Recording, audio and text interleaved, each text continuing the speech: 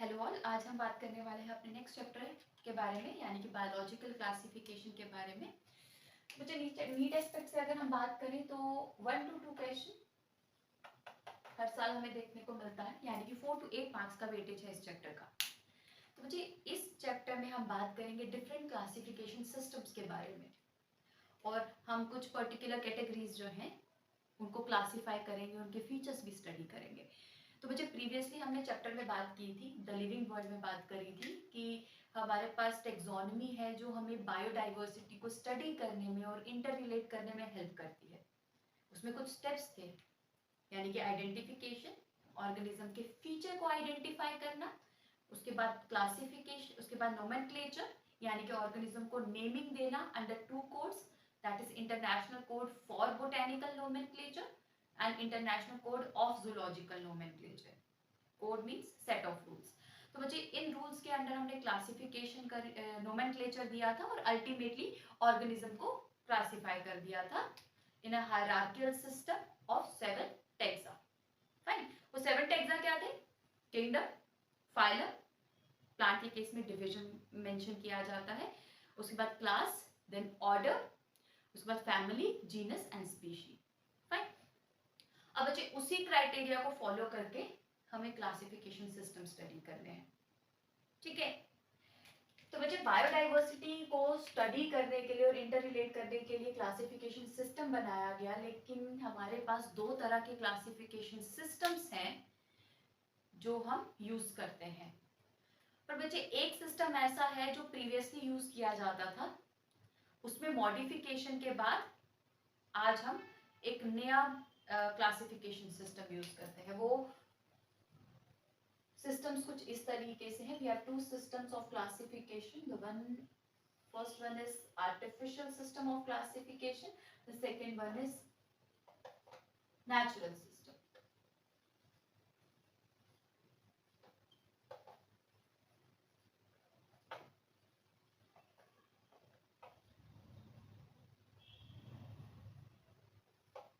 बच्चे artificial system of classification वो system of classification है जो प्रीवियसली यूज किया जाता था। बहुत ही इजी है फील्ड में अप्लाई करने के लिए। पर बच्चे इस सिस्टम में ना कुछ ड्रॉबैक्स हैं जो कि जिसकी वजह से हम आज नेचुरल सिस्टम यूज करते हैं। अब वो ड्रॉबैक्स क्या हैं? इजी होने के बावजूद भी इस सिस्टम में बहुत कम फीचर्स हैं जो कि क्लासिफिकेशन को करने के लिए कंसीडर किए जाते हैं। यानी कि कुछ पर्टिकुलर मॉर्फोलॉजिकल फीचर्स हो गए, ऊपर से हैबिट और हैबिटेट, यानी कि ऐसे फीचर्स जो कांस्टेंट नहीं है वो तक यूज किए जाते थे इस सिस्टम में। ठीक है, तो बच्चे इस वजह से ये सिस्टम जो है वो बहुत ज्यादा रिलायबल नहीं था। ठीक है, पहली बात, अगेन बहुत कम फीचर्स को कंसीडर किया जाता था, जैसे कि फाइलोजेनेटिक रिलेशनशिप, वो भी कंसीडर नहीं किया जाता था। उसके बाद ऐसे फीचर्स लिए जाते थे जो कि कांस्टेंट नहीं थे।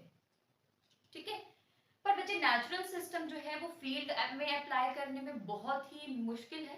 ठीक है, बहुत नॉलेज होना जरूरी है, उसको अप्लाई करना थोड़ा मुश्किल है। बट इस सिस्टम के अंदर बहुत सारे मॉर्फोलॉजिकल फीचर्स के साथ साथ और भी फीचर्स है कंसीडर किए जाते हैं ऑर्गेनिजम्स को स्टडी कर क्लासिफाई करने के लिए। जैसे कि मॉर्फोलॉजी स्टडी करी, मॉर्फोलॉजी के साथ साथ एनाटॉमी, एनाटॉमी के साथ साथ साइटोलॉजी, यानी कि सेलुलर लेवल पे, क्रोमोसोमल लेवल पे और केमिकल लेवल पे भी ऑर्गेनिज्म को स्टडी किया जाता है। बायोकेमिस्ट्री भी स्टडी की जाती है ताकि ऑर्गेनिज्म की क्लासिफिकेशन की जा सके और उनको आपस में इंटर रिलेट किया जा सके। तो आर्टिफिशियल सिस्टम में हम इंटर रिलेशनशिप कंसीडर नहीं कर सकते। तो बच्चे उसमें हमारे पास मॉर्फोलॉजिकल फीचर्स जो हैं बहुत कम कंसीडर किए जा रहे थे आर्टिफिशियल सिस्टम में, लेस फीचर्स वर कंसीडर्ड, और नेचुरल सिस्टम में ज्यादा फीचर्स कंसीडर किए जाते हैं। ठीक है, उसके बाद फाइलोजेनेटिक रिलेशनशिप, फाइलोजेनी जो है इसके केस में, आर्टिफिशियल सिस्टम के केस में स्टडी नहीं की जा सकती। बहुत कम फीचर स्टडी हो रहे थे तो फाइलोजेनी उसमें से उसका पार्ट नहीं था। तो बच्चे नेचुरल सिस्टम में फाइलोजेनेटिक रिलेशनशिप स्टडी किया जाता है। ठीक है, तो बच्चे constant features like non constant features like habit and habitat, जो ऑर्गेनिज्म का चेंज हो सकता है, वो फीचर्स आर्टिफिशियल सिस्टम कंसीडर करता था और नेचुरल सिस्टम नहीं कंसीडर करता था, जिसकी वजह से आज हम जो यूज करते हैं वो है नेचुरल सिस्टम। तो आर्टिफिशियल सिस्टम के केस में मैं कुछ एग्जांपल्स की बात करूंगी। सबसे पहले हमारे पास है एरिस्टोटल। एरिस्टोटल ने क्या किया था, फर्स्ट अटेम्प्ट किया था क्लासिफिकेशन के लिए। उन्होंने क्या क्राइटेरिया लिए थे, उन्होंने एक क्राइटेरिया के अंदर हैबिटेट लिया था, दूसरे कैटेगरी के अंदर आरबीसीज को कंसीडर किया था। उन्होंने ऑर्गेनिज्म को हैबिटेट के बेसिस पे क्लासिफाई किया, यानी कि वो ऑर्गेनिज्म जो पानी में रहते हैं एक्वेटिक है, और लैंड में रहने वाले टेरेस्ट्रियल ऑर्गेनिज्म, और जो फ्लाई करते हैं यानी कि फ्लाइट ऑर्गेनिजम्स जो हैं उनको एरियल कैटेगरी में डाला था। तो ये कैटेगरीज अगर आप कंसीडर करो तो बहुत ही ज्यादा नॉन रिलायबल है, क्योंकि अगर हम इंटर रिलेशनशिप की बात करें, बैट्स और बर्ड्स की बात करें, तो बैट्स मैमल्स हैं बहुत ही डिफरेंट नेचर के साथ, बहुत ही डिफरेंट मॉर्फोलॉजी के साथ, तो बहुत ही अलग ऑर्गेनिज्म है, बर्ड्स से बिल्कुल रिलेट नहीं करते वो ऑर्गेनिज्म, पर उनको सेम कैटेगरी में डाला गया था। वहीं क्रोकोडाइल और फिशेस बिल्कुल सेम कैटेगरी में थी, ठीक है। इनफैक्ट हमारे पास जो है ऑर्थ्रोपोडा है, अगर हम बात करें उसकी क्रैब्स की और फिशेस की, अगेन बहुत ही डिफरेंट कैटेगरीज हैं, उनको साथ में स्टडी किया जाता था। तो बच्चे हमारे पास एरियल, टेरेस्ट्रियल और हमारे पास एक्वेटिक ऑर्गेनिजम्स अलग थे। वही आरबीसीज के केस में, जिनमें आरबीसीज प्रेजेंट थे उनको कहा गया इनाइमा, और जिनमें आरबीसीज प्रेजेंट नहीं थे एनाइमा। इन दोनों को अलग अलग से कैटेगराइज कर दिया गया। तो बच्चे इस तरीके से एरिस्टोटल ने क्लासिफिकेशन की, रिलायबल क्लासिफिकेशन नहीं था, ठीक है। वही अगर हम बात करें प्लाइनी उन्होंने भी क्लासिफिकेशन करने की कोशिश की, फ्लाइट और नॉन फ्लाइट ऑर्गेनिजम्स को अलग कर दिया। कार्लस लीनियस जिन्होंने हमें बायनॉमियल नोमेनक्लेचर दिया है, उन्होंने भी क्लासिफिकेशन की ऑर्गेनिजम्स की on the basis of numerical strength of their sex organs. और बच्चे उन्होंने 24 क्लासेस बनाई, 24 क्लासेस, बट बच्चे सिर्फ numerical strength of sex organ के बेसिस पे जो क्लासेस बनाई गई, वहां पे हमें और डाइवर्स फीचर स्टडी करने को नहीं मिले, ठीक है। तो बच्चे जैसे मैंने कहा, प्लाइनी ने हमारे पास फ्लाइट एंड नॉन फ्लाइट के बेसिस पे,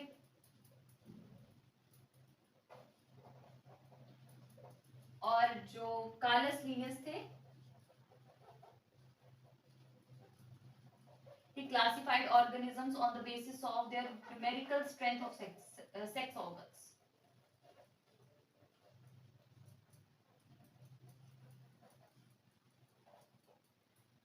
So बच्चे ये है हमारे पास आर्टिफिशियल सिस्टम, पर इस आर्टिफिशियल सिस्टम को अब हम फॉलो ना करके natural system of classification follow करते हैं, जिसमें मॉर्फोलॉजिकल फीचर्स है स्टडी करने के लिए, फाइलोजेनी भी स्टडी की जाती है। उसके बाद हमारे पास नॉन कांस्टेंट फीचर्स को कंसीडर नहीं किया जाता, बल्कि बहुत सारे constant features like anatomical, cytological, biochemistry और अदर क्रोमोसोमल टेक्सोनोमी जैसी चीजों को और फीचर्स को, क्राइटेरियाज को कंसीडर किया जाता है। तो बच्चे इस नेचुरल सिस्टम के अंदर ही आज हम 5 किंगडम क्लासिफिकेशन स्टडी करते हैं, यानी कि वो क्लासिफिकेशन जिसके अंदर हमारे पास 5 किंगडम्स हैं। किंगडम्स यानी कि हमारे पास सबसे हाईएस्ट टेक्सॉन, हमने पढ़ा था ना, we have 7 taxa hierarchical system में, हायरार्कियल सिस्टम ऑफ क्लासिफिकेशन हमारे पास, kingdom, phylum, class, order, family, genus, species, ठीक है। तो हम सिर्फ किंगडम के बारे में बात करने वाले हैं आज। तो बच्चे जैसे मैंने कहा 5 किंगडम क्लासिफिकेशन फॉलो कर रहे हैं, हम यूज करते हैं, लेकिन बच्चे time to time classification system बहुत सारे चेंज हुए, बहुत चेंजेस आई क्लासिफिकेशन सिस्टम में, क्योंकि क्योंकि जैसे जैसे इंप्रूवमेंट दिख रहा था वैसे वैसे चेंजेस की जा रही थी। आज हम ये करते हैं कि ऑर्गेनिज्म में जैसे जैसे नया फीचर हमें दिखता है हम उसको शफल कर देते हैं, उसको ग्रुप को शिफ्ट कर देते हैं। बट आज हम जो क्लासिफिकेशन सिस्टम यूज कर रहे हैं वो 5 किंगडम ही है, ठीक है। बट अगर फ्यूचर में जरूरत पड़ी तो इस क्लासिफिकेशन सिस्टम को भी शायद चेंज किया जाए, ठीक है। बिल्कुल वैसा ही प्रीवियसली चेंज किया गया था। बच्चे 2 किंगडम क्लासिफिकेशन सबसे पहले मैं बात करूंगी। 5 किंगडम क्लासिफिकेशन को स्टडी करने से पहले हम इन सिस्टम्स को जान लेते हैं पहले। तो बच्चे 2 किंगडम क्लासिफिकेशन जो है इसमें क्या किया गया था, 2 पर्टिकुलर किंगडम्स बनाए गए थे। और बच्चे वो 2 किंगडम्स थे किंगडम प्लांटे एंड एनिमेलिया।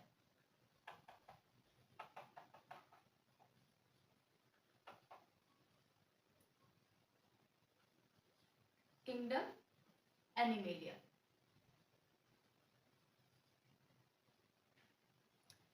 तो बच्चे हमारे पास 2 तरह की क्लासिफिकेशन है, जिसमें से प्लांटे जो है उसमें वो ऑर्गेनिजम्स डाले गए जिनमें सेल वॉल थी, चाहे वो फंजाई है, कोई भी सेल वॉल बेस्ड बैक्टीरिया, कोई भी ऐसा प्रोटिस्टा जिसमें सेल वॉल थी, वो भी इसी कैटेगरी में था।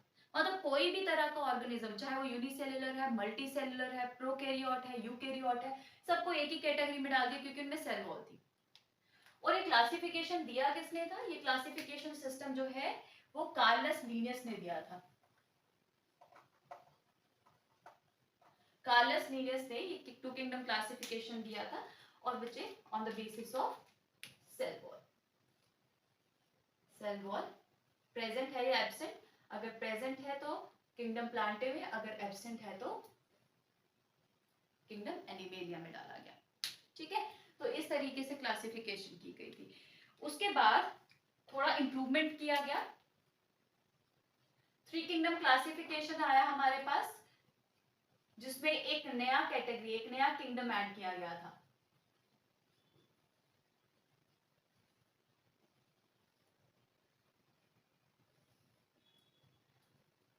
तो बच्चे 3 किंगडम क्लासिफिकेशन जो है अर्नेस्ट हैकल ने दिया था और उन्होंने एक नया किंगडम डाला।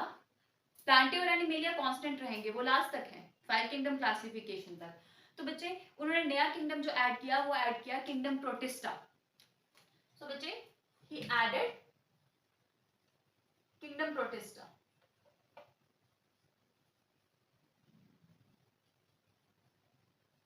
जैसे मैंने कहा अर्नेस्ट हैकल ने दिया था।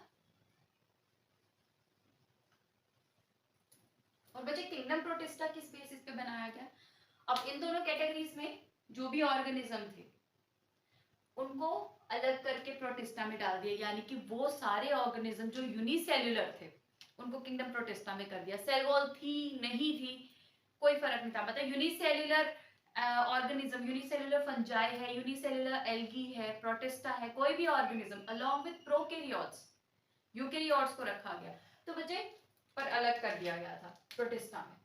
तो यूनिसेल्युलर ऑर्गेनिज्म सारे किंगडम प्रोटिस्टा में आ गए, ठीक है। अब मल्टी सेल्युलर ऑर्गेनिजम्स इन 2 कैटेगरी में रखे गए थे 3 किंगडम क्लासिफिकेशन में, किंगडम प्लांटे में और किंगडम एनिमेलिया में, ठीक है, on the basis of cell wall only, वहीं पे थे। उसके बाद 4 किंगडम क्लासिफिकेशन। 4 किंगडम क्लासिफिकेशन में एक नया कैटेगरी ऐड हुआ जो कि कोप्लांट ने दी थी। इन्होंने नया किंगडम ऐड किया along with Protista, Plantae and Animalia. He added kingdom Monera. Kingdom Monera इन्होंने ऐड किया। और बच्चे इसमें सारे उन्हीं ऑर्गेनिजम्स को डाला गया था जो कि हमारे पास प्रोकैरियोट्स थे। सो अब इस क्लासिफिकेशन सिस्टम को अंडरस्टैंड करो। हमारे पास पहले सेल वॉल के बेसिस पे प्लांटे और एनिमेलिया में डाला गया, और इन दोनों में से जितने भी यूनिसेल्युलर थे 3 किंगडम क्लासिफिकेशन में वो अलग हो गए। और अब इन तीनों में से जो भी हमारे पास प्रोकैरियोट्स थे वो अलग हो गए। ऑल्दो प्रोकैरियोट्स सारे यूनिसेल्युलर रहते तो प्रोटिस्टा से निकालकर जितने भी प्रोकैरियोट्स थे वो अलग कर दिए गए। ठीक है, तो प्रोकैरियोट सारे किंगडम मोनेरा में आ गए, यूनिसेल्युलर सारे प्रोटिस्टा में आ गए, रिमेनिंग यूकेरियोट्स, उसके बाद प्लांटे और एनिमेलिया आ गया। लेकिन बच्चे उसके बाद जो क्लासिफिकेशन सिस्टम आया जो बहुत ही ज्यादा स्पेसिफिक हो गया कंपैरेटिवली दीज किंगडम्स, तो वो था 5 किंगडम क्लासिफिकेशन। 5 किंगडम क्लासिफिकेशन को बहुत ज्यादा वेटेज और बहुत इंपॉर्टेंटली हम यूज करते हैं, वो इसीलिए क्योंकि बहुत सारे क्राइटेरियाज यूज किए गए थे क्लासिफिकेशन के लिए। और वो 5 किंगडम क्लासिफिकेशन दिया था R.H. विटेकर ने 1969 में, और कोई 5 क्राइटेरियाज थे जो उन्होंने यूज किए थे क्लासिफिकेशन को एफिशिएंट बनाने के लिए। और अब उसी के बारे में बात करते हैं कि 5 किंगडम क्लासिफिकेशन क्या है और उसके अंडर किस किस किंगडम को इंक्लूड किया गया था, कौन सा किंगडम है जो अलग किया गया था। ठीक है, तो बात करते हैं नेक्स्ट 5 किंगडम क्लासिफिकेशन। सो बच्चे अब बात करते हैं 5 किंगडम क्लासिफिकेशन के बारे में।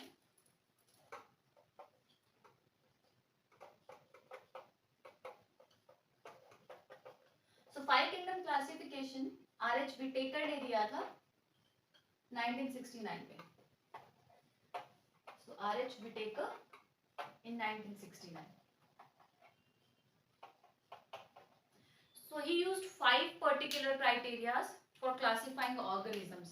तो 5 criteria थे। वो क्राइटेरिया कुछ इस तरीके से, सबसे पहले तो हमारे पास सेल स्ट्रक्चर, उसकी बात हुई थी। सेल स्ट्रक्चर एक बेसिस बनाया गया क्लासिफिकेशन का, तो सबसे पहला सेल स्ट्रक्चर। सेल स्ट्रक्चर में सेल कॉम्प्लेक्सिटी भी देखी गई, उन्होंने सेल कॉम्प्लेक्सिटी को मेजरली कंसीडर किया, यानी कि ऑर्गेनिज्म प्रोकैरियोट है या यूकेरियोट है। प्रोकैरियोट्स को अलग कर दिया, यूकेरियोट्स को अलग कर दिया। ठीक है, और उसके अलावा सेल वॉल भी, सेल वॉल प्रेजेंट है या एब्सेंट है उसे भी एनालाइज किया गया था। सेल स्ट्रक्चर के अलावा बॉडी ऑर्गेनाइजेशन यानी कि बॉडी कॉम्प्लेक्सिटी भी देखी गई, यानी कि ऑर्गेनिज्म मल्टी सेल्यूलर है या यूनिसेल्यूलर है। तो यूनिसेल्यूलर को अलग कर दिया गया और मल्टी सेल्यूलर को अलग कर दिया गया।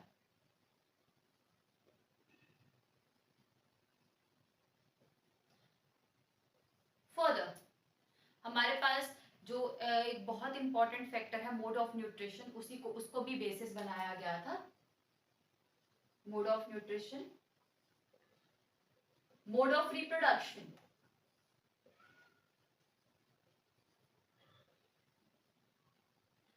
मोड ऑफ न्यूट्रिशन के बारे में भी बात करती हूँ। ऑटोट्रॉफ्स को अलग कर दिया गया था, ऑटोट्रॉफ्स को अलग कर दिया गया था और हेटेरोट्रॉफ्स को अलग कर दिया गया था। और मोड ऑफ रिप्रोडक्शन के केस में sexual mode of reproduction and asexual mode of reproduction, sexual mode and asexual mode. And further, और बहुत इंपॉर्टेंट क्राइटेरिया जो कि 5 किंगडम क्लासिफिकेशन को सबसे ज्यादा एफिशिएंट बनाता है, जो हमने अभी प्रीवियसली करी 2, 3 एंड 4 किंगडम क्लासिफिकेशन में, तो बच्चे वो है फाइलोजेनेटिक रिलेशनशिप। क्योंकि अगर हमारे पास एक ही ग्रुप में डाले गए ऑर्गेनिजम्स के बीच में कोई भी रिलेशनशिप नहीं है, कोई भी सिमिलैरिटी नहीं है, तो बच्चे उसको एक साथ स्टडी करने में कोई बेनिफिट नहीं है, हम नहीं स्टडी कर पाएंगे उसे एक साथ। तो बच्चे ये बहुत इंपॉर्टेंट क्राइटेरिया रहा 5 किंगडम क्लासिफिकेशन में। तो बच्चे आप जितने भी अब ऑर्गेनिजम्स की बात करें, जैसे कि हमारे पास बायोडाइवर्सिटी है ना, ये बायोडाइवर्सिटी है, यानी कि जितने भी ऑर्गेनिज्म है जो अर्थ बायोस्फीयर में प्रेजेंट है, सबसे पहले क्या किया गया, सेल कॉम्प्लेक्सिटी देखी गई, यानी कि सेल कॉम्प्लेक्सिटी के बेसिस पे हमारे पास 2 कैटेगरीज बना दी गई, that is prokaryotes and eukaryotes. जो प्रोकैरियोट्स थे उनको अलग कर दिया गया, यूकैरियोट्स को अलग कर दिया गया। अगेन किस बेसिस पे, सेल कॉम्प्लेक्सिटी के बेसिस पे।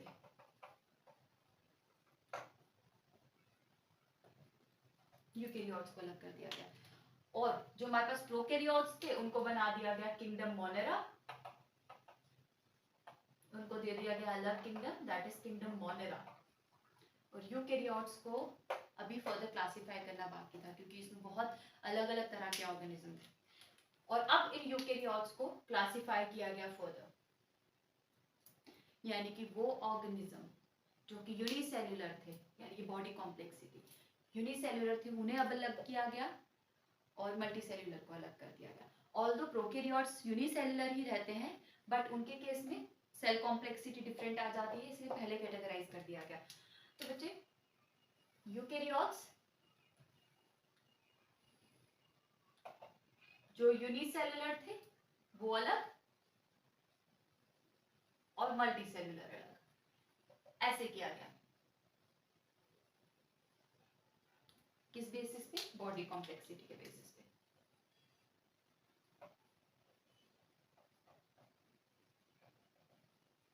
ठीक है, तो यूनिसेल्युलर ऑर्गेनिजम्स को अब दे दिया गया किंगडम प्रोटिस्टा। तो आप देख रहे हो वो ऑर्गेनिजम्स जो कि मल्टीसेल्युलर है, सॉरी यूकेरियोट्स है और यूनिसेल्युलर है, वो प्रोटिस्टा है। यानी कि यूनिसेल्युलर यूकेरियोट्स को किंगडम प्रोटिस्टा में डाला गया। जो प्रोकैरियोट्स है उनके लिए सेकंड क्राइटेरिया है ही नहीं, तो उनको मोनेरा में डाल दिया गया। और जो यूनिसेल्युलर यूकेरियोट्स है उनको प्रोटिस्टा में। अब मल्टीसेल्युलर में फर्दर क्राइटेरिया यूज किए गए, यानी कि जिनमें सेल वॉल थी वो अलग कर दिए गए, जिनमें सेल वॉल नहीं थी वो अलग कर दिए गए, यानी कि प्रेजेंस और एब्सेंस ऑफ सेल वॉल। ठीक है, तो सेल वॉल अगर प्रेजेंट थी वो अलग हो गए, जिनमें एब्सेंट थी वो अलग हो गए, और जिनमें एब्सेंट थी उन्हें दे दिया गया एक अलग kingdom, that is kingdom animalia. और जिनमें सेल वॉल प्रेजेंट थी उनको भी फर्दर कैटेगराइज किया गया on the basis of mode of nutrition, यानी कि मोड ऑफ न्यूट्रिशन क्या है उसके बेसिस पे। ठीक है, मोड ऑफ न्यूट्रिशन के बेसिस पे, यानी कि ऑटोट्रॉफिक को अलग किया गया और हेटेरोट्रॉफिक को अलग किया गया।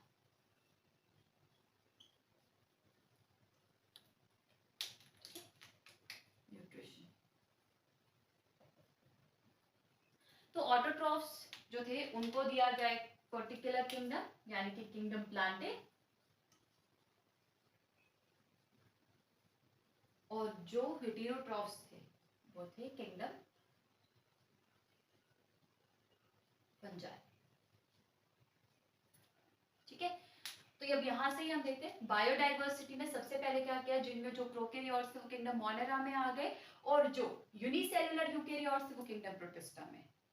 अब वो ऑर्गेनिजम्स जो मल्टीसेल्युलर यूकेरियोट्स थे लेकिन उनमें सेल वॉल एब्सेंट थी तो वो किंगडम एनिमेलिया में आ गए, और वो ऑर्गेनिजम्स जो मल्टीसेल्युलर यूकेरियोट्स थे, सेल वॉल प्रेजेंट थी बट ऑटोट्रॉफिक थे, तो किंगडम प्लांटे, और मल्टीसेल्युलर यूकेरियोट्स जिनमें सेल वॉल प्रेजेंट थी बट हेटेरोट्रॉफिक न्यूट्रिशन मोड था, तो बच्चे वो किंगडम फंजाई में। तो ये हमारे पास classification basis, sexual mode of और एसेक्सुअल मोड ऑफ रिप्रोडक्शन, इनको भी फर्दर कंसीडर किया गया है।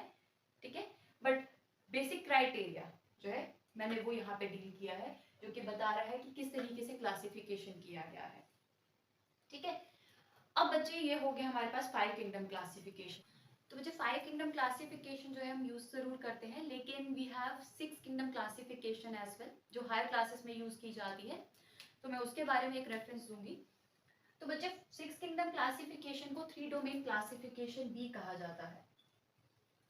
3 डोमेन क्लासिफिकेशन, और इसमें क्या किया गया था, बाकी जितने भी हमारे पास यूकेरियोट्स हैं like kingdom protista, Plantae, fungi और एनिमेलिया, इनमें से किसी को भी शफल नहीं किया गया था, बल्कि क्लासिफिकेशन जो की गई थी वो किंगडम मोनेरा से ही की गई थी। तो 3 डोमेन्स में हमारे पास जो पहला डोमेन था वो था आर्के बैक्टीरिया का डोमेन, आर्के, सेकेंड ऑफ यूबैक्टीरिया, आर्के के केस में आर्के बैक्टीरिया भी लिखा जाता है। ये दोनों कैटेगरीज हम किंगडम मोनेरा में स्टडी करते हैं। और थर्ड डोमेन जो क्रिएट किया गया था that's for eukaryotes, that is Eukarya. ठीक है, तो ये हमारे पास 3 डोमेन्स है, जिसमें से आर्के बैक्टीरिया और यू बैक्टीरिया को डिफरेंट किंगडम्स दिए गए, और जितने भी मल्टीसेलुलर किंगडम्स है, Protista, kingdom Fungi, kingdom Plantae and kingdom Animalia, उनको यूकेरिया में ही इंक्लूड किया गया था। तो आर्के बैक्टीरिया के केस में हमारे पास आर्के बैक्टीरिया को स्टडी किया जाता है, यू बैक्टीरिया के केस में ट्रू बैक्टीरिया। क्या डिफरेंस है दोनों में वो फर्दर हम डील करेंगे किंगडम मोनेरा को जब स्टडी करेंगे, उसमें जितने भी यूकेरियोट्स हैं उसको यूकेरिया में के अंडर स्टडी किया जाता है। तो ये है हमारे पास 3 डोमेन और 6 किंगडम क्लासिफिकेशन। तो बच्चे अब हम बात करेंगे kingdom Monera, protista and fungi के फीचर्स के बारे में, उनके बारे में डिटेल में बात करेंगे, उनकी क्लासिफिकेशन के बारे में बात करेंगे, जो है अकॉर्डिंगली 5 किंगडम सिस्टम जो कि आर.एच. विटेकर ने दिया था, राइट। तो आर.एच. विटेकर की दी हुई 5 किंगडम क्लासिफिकेशन बहुत ज्यादा एफिशिएंट थी, इसलिए हम वही फॉलो कर रहे हैं to classify organisms. Organisms shuffle जरूर हो रहे हैं एक ग्रुप से दूसरे ग्रुप में, या फिर ग्रुप्स को शफल किया जा रहा है, बट ऑर्गेनिजम्स को इसी क्राइटेरिया के बेसिस पे अरेंज किया जाता है। So let's talk about kingdom Monera, protista and fungi further.